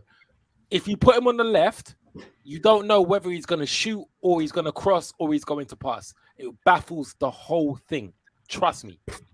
Okay. That's a fair point. That's true. I'm sorry, guys. I need to move this on because we still have 2 things to talk about. We've only touched on 2 topics. Okay, so this is the segment of the show where I ask green light, red light, good news or bad news. Okay, so green light, red light. This Squid Games. Okay, so Xhaka's coming back from injury Such early. A nerd. Shut up. We've heard Xhaka is going to be coming back from injury early. Arteta said today in an interview that Xhaka's injury that was supposed to be 3 months long is now only 2 months long. Is this good news or bad news, guys? It's bad news, man. No, it's still not good. It's low-key good news. Go on, bro. Sorry. Okay. It's not. See, the thing with Xhaka, yeah, I'm not denying what he brings to the team, right? Because obviously he brings that build-up play, right? I'd be foolish to deny that. However, the reason why he would never get in my midfield on a consistent basis is because he's always got a world-class clanger in him. Always, right? Because that red card against City, right? How many times have we seen him do that? Too many to count. I've lost track of how many times he's done that, right? And then you add into it the fact that he told the fans to fuck off when Unai Emery was here. There was the whole twerking for Roma incident, because let's not forget, the club actively tried to sell him. They did. You know, people can say, oh, but the club clearly think he's good enough. Why do you think he's not? I'll tell you why I think he's not. One, because it's been proven over 5 seasons. And two, the club actively tried to sell him. They're clearly looking at better options, bro. That is as clear as day to anyone. And also, on Xhaka, right? Let's just divulge this even further. He is slower than milk, bruv. The amount of times he takes to make a move, like you're moving at 2 miles an hour, you need an extra 5 minutes to pick up a pass because the chance is already gone. He's got the turning circle of a cargo ship container ship, bro. Bro, this is what I mean. The guy, he's like a fat Nigerian man. The guy legitimately moves at 2 miles an hour, bruv. Yeah. Right, okay. Can I stop you there, Colin? I feel like everybody here. Wait a minute, right? The guy, and again, I'm just going to put this out there. Some can take it as a joke or whatnot, yeah? The guy is the equivalent of a Fiat Multipla. All right? Right? If you know the car, you know the car. Slow as fuck. Slow as fuck. I don't know what it is, bro. Okay, let's go. People, Musti, bad news. Of course, bad news. Musti looks so confused right now, you know? For me, Hey, welcome to EGTV, bro. It goes off, it goes down, it goes down. You go down. It's bad news for me in the sense of I feel like it could jeopardize us bringing in the central midfielder in January, which I think has been needed. Obviously, Partey is going to AFCON. We're going to be left with Lokonga and Maitland-Niles and whoever else is there in the centre mid. I feel like it's good news for him, because of the fact that obviously we don't like to see players injured and whatnot, but it's bad news in the sense that if he comes back too early, then the club and Arteta would look at it as, oh, okay, we don't need to strengthen that position now, even though we all know he's not good enough, and that's kind of what I was hoping would work out in a way. But yeah, man, hopefully there's a setback of his recovery, so we'll see. There you go. Then CSG, bad news or good news? It's bad news. It's bad news. And for me, Granit Xhaka, right, is a guy. The only thing that I would say that Xhaka is good at is passing the ball. That's it. That's all he's Very good at. important for a midfielder, but yeah, let's continue. No. Forget. Look, bro, everybody passes the ball in the game. Even the goalkeepers pass the ball, okay? If you're a midfielder, right, your number one job as a center midfielder is to know how to tackle. Forget about passing. You got to know how to tackle. That's your first job, how to win the ball. Okay. If you can't do that, then you can't play in center. You can't play in midfield. You just can't do it. Okay. Because everybody passes. Anyway, for me, I'll tell you, the one player that we really miss is Santi Cazorla. Like that kind of ilk, that kind of player. Because that guy, yeah. What do you want me to say, bro? We miss Adams. We miss everyone, bro. Like, no. But you see, now I'm actually realizing the importance of Cazorla, because Cazorla was like the chain link between defense and attack. Like that guy was so instrumental. And I actually I see blame how, Cazorla's injury more than I blame Giroud missing those chances. because you know what's going on right now. Now Xhaka is trying to fill that Cazorla role, and it's not working.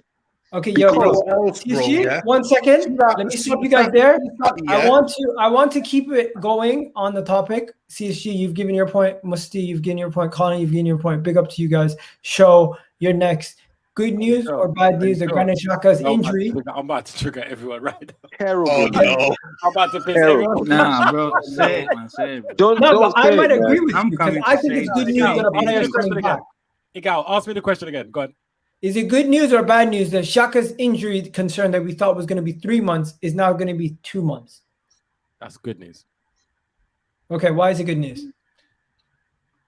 When we're talking about the fact that most of our midfield is going to be gone in January, and you lot are asking the same fucking owners that we was begging in the summer to get rid of Xhaka and bring in a replacement, they turned around and kept man and gave him a new contract. Now you lot are trying to tell me that you expect these men to turn around and go and buy a new player in January because Xhaka is injured. Are you okay? Are you fucking okay? Let me tell you something. I'm not asking for Xhaka to play every game or even any games. Yeah. But when I tell you, when all of these African youths are gone, yeah, talking about they're playing tournament football, yeah, and that we've only got Maitland-Niles and Lokonga left in midfield. Let me ask you, man, what are you going to be doing then? I'll tell you what. When we play with Granit Xhaka, yeah, and we end up finishing the game with 10 men, then then he misses the next game because he's got a red card. And I mean, what do you say to that? Xhaka started the North London derby, yeah, which was pretty much what everyone's talking about, has been our best game of the season. Whether you think that form goes out of the window or the Brer done a job in that game.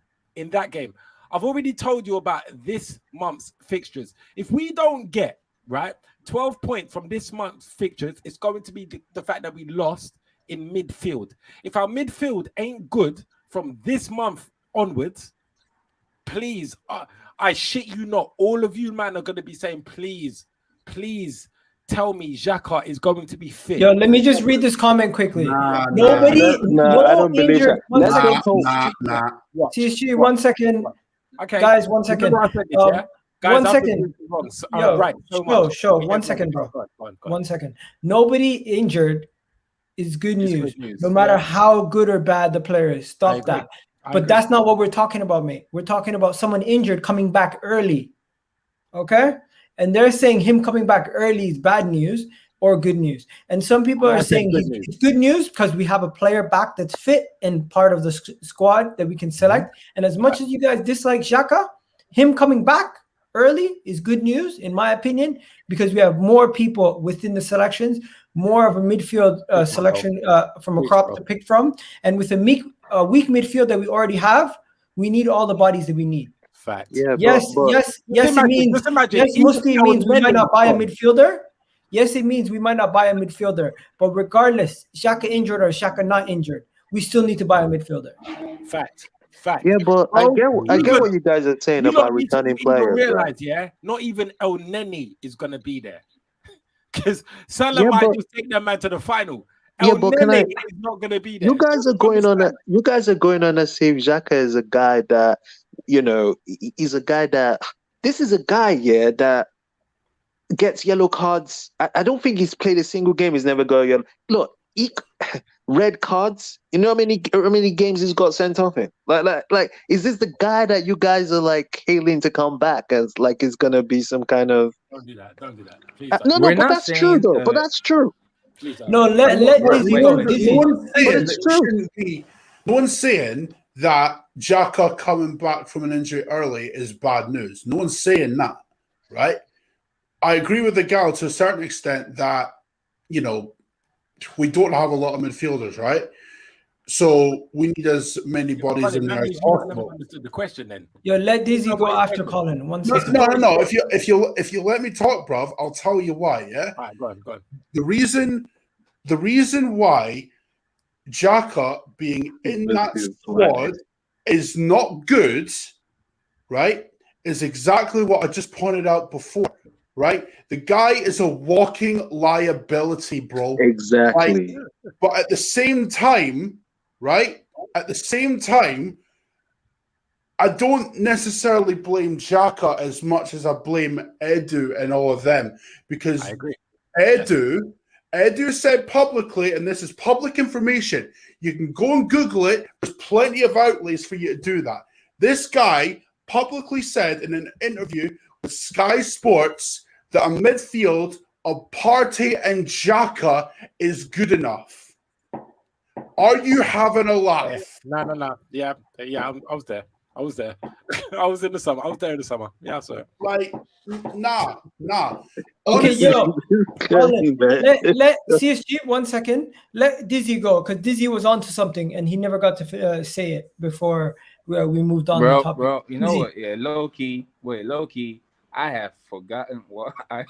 No. Let me remind you. You always say that. You were saying something across the lines that Xhaka. You said Xhaka. like my daughter, bro. You shit the bed, fam. No, because we were talking about Xhaka not being needed, and then you they spoke. cut me off so many times, bro. Come on, man. No, Dizzy, you were saying something about Xhaka being needed. Bro, like I'm saying, yeah, if Partey goes, we have Niles and Lokonga, bro. That midfield is not going to like scare no team in the league, bro. Because, bro, they're young. Niles was playing a fucking right back, bro. Come on, man. Cam, fuck off, man.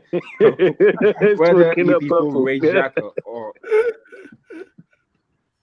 Xhaka is another one that seems to turn up when playing for their nation, but not for their club. Yeah, but guys, this is what I'm saying about Xhaka, right? You guys, okay, he comes back, he plays a game, he gets a red card. One more time. Then what? God damn. And then we miss him in the next game. I mean, this is what I'm talking. But that's what happens with Xhaka, though.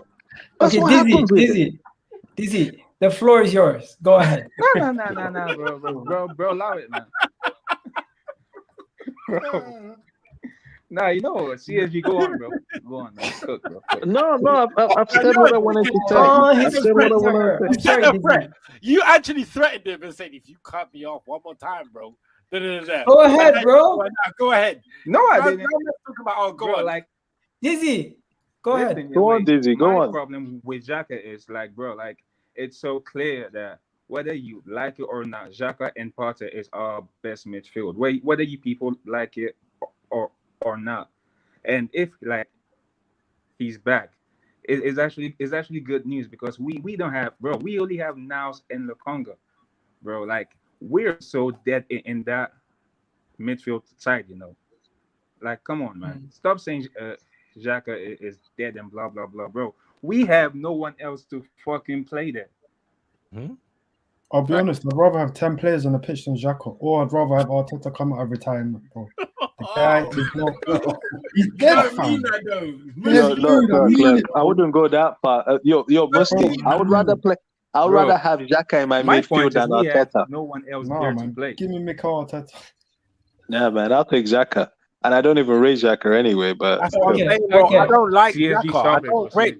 Like, that's one thing you need to understand. I don't rate. I don't like it. I don't like him as a player. I don't like him as a person, bro. Same when here it comes too, down man. to it, as a person, bro, he told us all to fuck off. Why would I like him?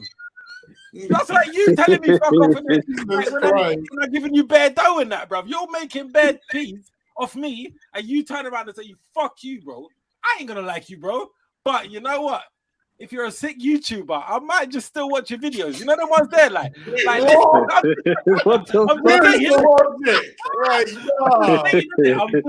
I'm just saying, bro.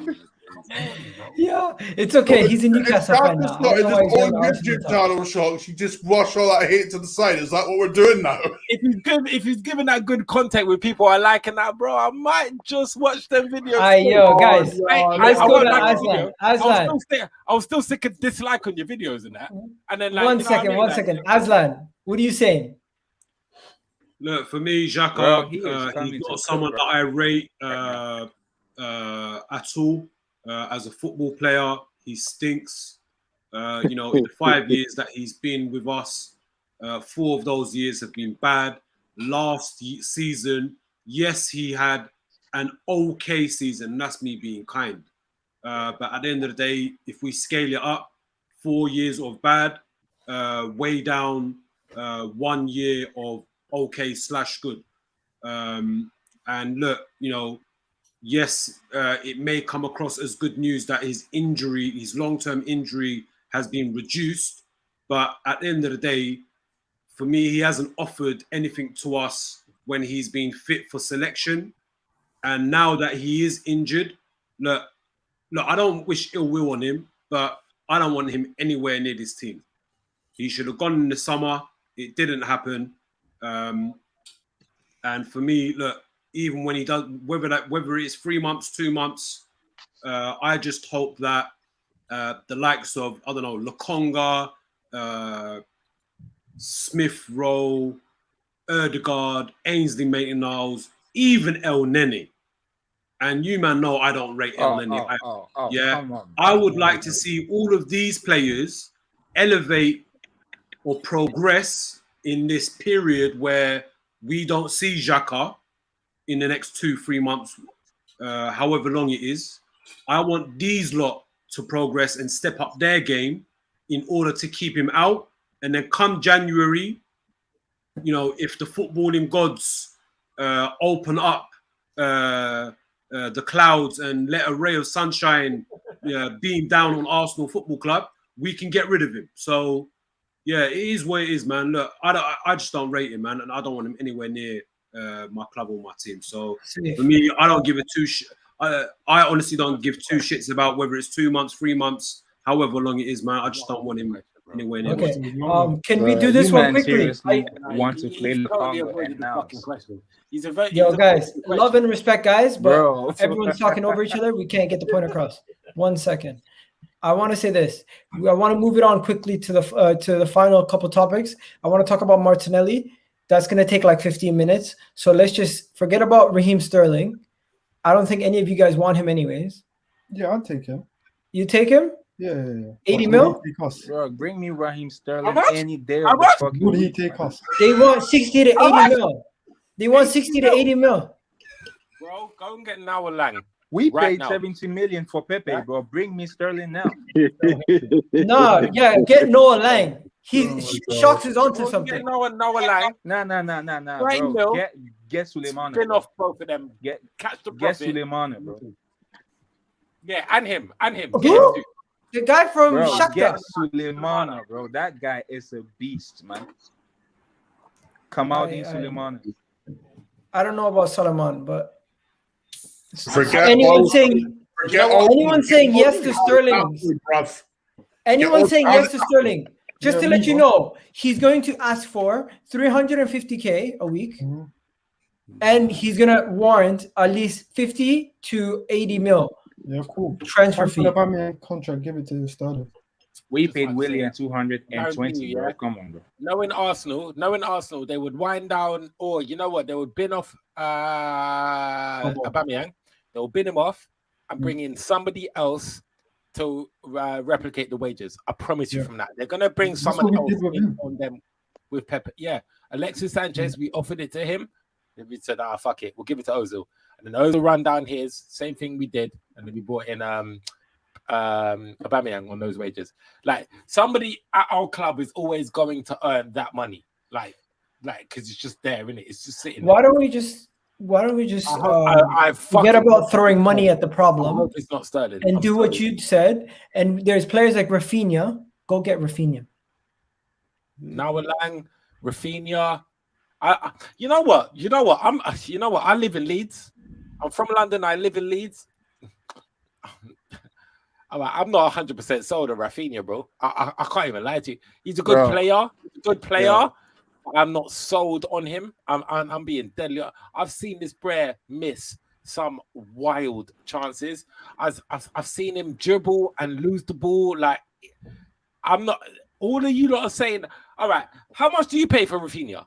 Let's be honest. How much do you pay for him? 45 fucking million for Rafinha. Are you okay? Rafinha is a Di Maria clone. Suleiman He's a Di Maria clone. 25 million, you know. You guys, Bro. you guys don't realize Rafinha is literally the second coming of Di Maria. This guy's amazing. Man. No, Look don't at do this, this. Don't do Di this. Maria from Muski's been Nigeria, laughing bro. his But ass it's off. not the Di Maria you're talking about. Say what you want to After say. shots, just leaving his seat, fam. That's not funny. Bro, man said Di Okay, Maria. enough about Rafinha. Let's go to Free Martinelli, bro. Talk to me about Martinelli, man. You think he has a future at Arsenal, or do you think he's gonna have to leave? I think he does. Arteta was asked today as well in his press conference, are you going to send him out on loan in January? And he refused. He said nope. He has a future at the club. He again referred to his age, which was annoying, and then said that his progress was. Someone had asked him, has his progress kind of regressed by not playing this many games? Obviously, there's no Europe, etc. He just referred back to like the injuries that he's had, etc., and so on. For me personally, I think Martinelli is a quality young player, bro. In my opinion, I think he's probably one of the best forwards in his age, in this generation. I really feel like a better manager would get more out of him. Emery wasn't even that great of a manager, and look what he got out of him. And Arteta can't seem to take anything out of him or sort of help him develop in any shape or form. I think if he leaves, it all depends on how long Arteta stays, to be honest with you. I feel like if Arteta stays for another season, like another full season, that's probably him out the door. Because I can't imagine him getting game time. There you go. But we'll see. I don't know. There you go, guys. I'm sorry, I'm gonna have to end the video short. I got Shocks in the chat. I got Colin, Free Martinelli, my guy, Musti doing his thing. We got CSG in the house. Aslan's in the house. Come on, Aslan. Always on mute the whole entire chat, bro. Man's making it seem like it's a Twitter space. Literally just got on mute the whole time. And then we got Dizzy in the house also. But yo, guys, I'm sorry, guys. I have to end the video short. I start working in like 8 minutes, so I gotta set up my station. Oh shit! But yeah. All right, cool. Do your thing, bro. Peace out, guys. Have yourselves a wonderful day, and I'll catch you guys on the watch along on Monday. Post-match reaction will be 1 hour after the game, and if you guys want to join in, you guys are free to. Musti, Colin, and we'll catch each other on Twitter Spaces. Until then, you guys know where to catch everybody on Twitter. Mine is at EGTV Egal. Colin, what's yours? At Munch Arsenal, same as the YouTube channel there as well. There you go. Musti, what's your Twitter at? Just search for Free Martinelli, but it'll come up as Musti as well. So there you go. Shocks. At Shocks, as you can see in the name, man. There you go. CSG. And Aslan, as you can see, is Aslan AFC. Dizzy, aka EGTV. Dizzy is Mr. Kojo or whatever. Quadizi, what was it? Wait. Quadizi, What? bro. Kwadizii. There you go. Oh, is that Always how you making say things that shit? complicated. Quite easy. I was Bro. calling you Quasia. Yeah, All right, fuck it. Anyways, yo, people, we're off What's this. the